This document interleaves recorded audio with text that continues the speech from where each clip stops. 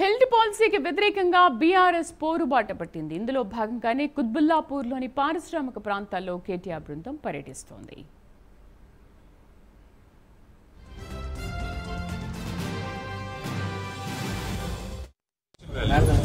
Market value 1,00,000 గజం 50 కోట్లు ఒక ఎకరం అంటే దగ్గర ఇప్పుడు చూస్తే మొత్తం 50,000 కోట్ల ఆస్తి 50,000 కోట్ల ఆస్తి.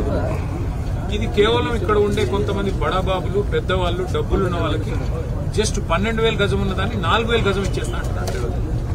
ఆ 4,000 గజం ఇచ్చేసి అపార్ట్మెంట్లు కట్టుకోండి, పరిశ్రమ తీసేసి కాలుష్యానికి అందరం వ్యతిరేకం. కాలుష్యం ఉండే పరిశ్రమలు హైదరాబాద్ లో ఉండాలా వద్దా అంటే తరలించాలి. మీరు ఎక్కడ పోతారు? మీరు కనుక ఇప్పుడు ఈ భూమాయలో పడి వీటిని కొనుగోలు చేస్తే దీన్ని ఖచ్చితంగా సమీక్షించి రద్దు చేసి అవసరమైతే చట్టం తెస్తాం, చట్టం ద్వారా రద్దు చేస్తామని చెప్పి కూడా నేను పారిశ్రామికవేత్తలకు కూడా ముందే అప్రమత్తం చేస్తున్నా. నేను హెచ్చరించడం లేదు, అప్రమత్తం చేస్తున్నా. రేవంత్ రెడ్డి భూకుంభకోణంలో మీరు భాగస్వాములు అవుతే మీరు కూడా నష్టపోతారు. దయచేసి మీరు పెట్టిన డబ్బులు కూడా నష్టపోతారు. ఇటు పరిశ్రమ పోతుంది, అటు భూమి కూడా పోతుంది. ఎటు కాకుండా మీరు పోతారు. ముందే నేను మిమ్మల్ని అప్రమత్తం చేస్తున్నా అని చెప్పి కూడా తెలియజేస్తూ ఈ భూ కుంభకోణాన్ని దయచేసి మీడియా కూడా మాకు సహకరించాలి. దీన్ని వెలుగులోకి తీసుకొచ్చేది మా కార్మిక సంఘాల నాయకులతో కూడా నా ప్రార్థన. ఇది నా సొమ్ము కాదు, రేవంత్ రెడ్డి సొమ్ము కాదు, బీఆర్ఎస్ సొత్తు కాదు, కాంగ్రెస్ సొత్తు కాదు. ఇది ప్రజల ఆస్తి, ప్రజల సొమ్ము. మీకు ఇళ్లు కట్టడానికి, మీ పిల్లలకి స్కూళ్లు కట్టడానికి, మీ కుటుంబాల కోసం పార్కులు కట్టడానికి, లేదా ప్రజల అవసరాలకు వినియోగించే హాస్పిటల్ కట్టడానికి వాటికి వినియోగించాల్సిన స్థలాన్ని ప్రైవేట్ వ్యక్తులకు దారాదత్తం చేస్తుంటే చూస్తా ఊరుకోవడం అనేది భవిష్యత్ తరాలు కూడా క్షమించరాని నేరం అవుతుంది. దయచేసి మీరు కూడా కలిసి రావాలి ఈ పోరాటంలో అని చెప్పి ఇక్కడ ఉన్న మా కార్మిక అన్యులకు కూడా నేను తెలియజేస్తూ ఇదే కార్యక్రమాన్ని పురస్కరించుకొని మా పార్టీ కూడా రౌండ్ టేబుల్స్ కూడా ఏర్పాటు చేస్తుంది. అఖిలపక్ష మీటింగ్లు కూడా ఆర్గనైజ్ చేస్తాము. దానిలో కూడా అందరూ కూడా పాల్గొని వారి మద్దతు తెలియజేయాలని చెప్పి కోరుతూ ఇవాళ ఈ ప్రాంతంలో ఇంకా పారిశ్రామిక వాడలో కూడా పోయి ఇంకొంతమందిని కలుస్తాము. ఇతర వాడల్లో కూడా ఇవాళ మా బృందాలు తిరుగుతున్నాయి. వాటికి దయచేసి మరి మా ఉద్దేశం ఏంది ఈరోజు మీటింగ్ అంటే ఇక్కడ రావడానికి ధర నిర్ధారణ జరగాలి, నిజ నిర్ధారణ జరగాలి. ధర నిర్ధారణ అంటే ఏంటి? ప్రభుత్వం అంటుంది ఇక్కడ 4,000 గజం ఉంది అందుకే ఇచ్చేస్తామంటుంది. ఇప్పుడు మాకు ఇక్కడికి వస్తే తెలిసింది 1,00,000 ఉందా, 1,00,000 ఉందా? ఇక్కడ 1,00,000 పైనే ఉంది తప్ప 1,00,000కు తక్కువ లేదు గజం. అంటే ఎకరం 50 కోట్లకు తక్కువ లేదు. మరి ప్రభుత్వం ఎకరం ₹1 కోటి ఇస్తా అంటున్నది. ఇది న్యాయమా? ప్రజలు ఆలోచించాలి. ఈ ప్రాంత ప్రజలు ముఖ్యంగా పూర్తి స్థాయిలో దీన్ని అర్థం చేసుకోవాలని కోరుతాం.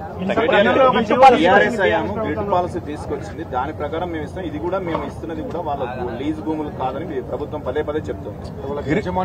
గ్రిడ్ యాజమాన్య హక్కులు అంటే ఎవడిచ్చాడు యాజమాన్య హక్కు? ప్రభుత్వమే కదా. ఎవరు సేకరించారు ఈ భూములు? ప్రభుత్వమే కదా.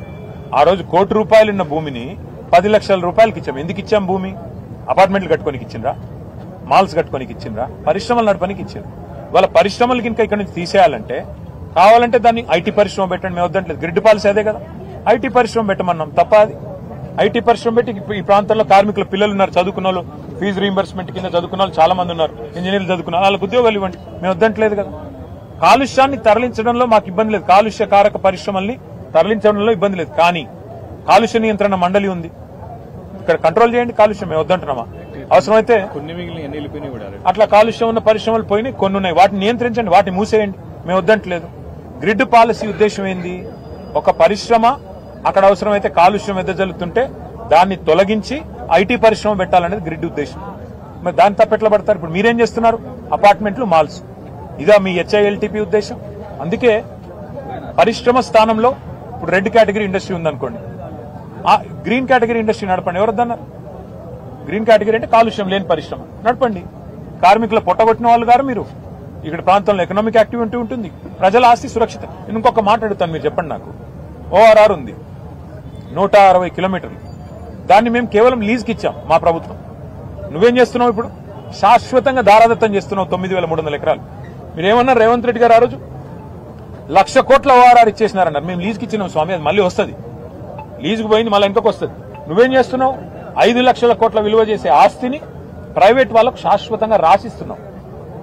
ఇప్పుడు మరి ఆ రోజు 1,00,000 కోట్ల ఓఆర్ఆర్ 1,00,000 కోట్ల ఓఆర్ఆర్ అని మాట్లాడి అది లీజుకి ఇస్తేనే గగ్గోలు పెట్టిన రేవంత్ రెడ్డి ఇలా 5 లక్షల కోట్ల భూములని ఎవడబ్బసొమ్మని శాశ్వతంగా రాసిస్తున్నాడు. ఎవడి ప్రయోజనాల కోసం రాసిస్తున్నాడు? కార్మికుల ప్రయోజనాలకా, పేదవాళ్ల ప్రయోజనాలకా, హైదరాబాద్ నగర ప్రజల ప్రయోజనాలకా? నేను మళ్లీ చెప్తున్నా, నిర్ద్వందంగా చెప్తున్నా, గుర్తుపెట్టుకోండి.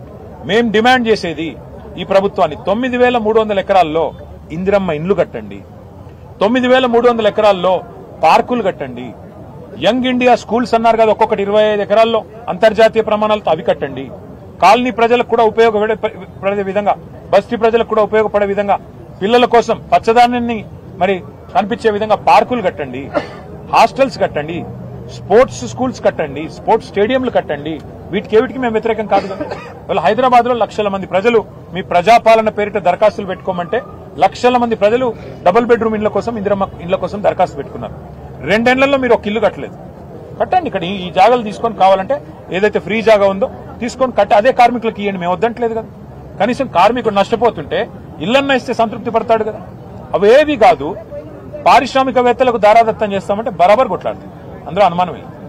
ఇసుక పాలసీపై బీఆర్ఎస్ దుష్ప్రచారం చేస్తుంది. 9,300 ఎకరాలని చెప్పి కేవలం 4,500 చేంజ్ ఎకరాలు మాత్రమే. సరే, వాళ్ళు అనుకున్నట్టు 4,700 అనుకుందాం.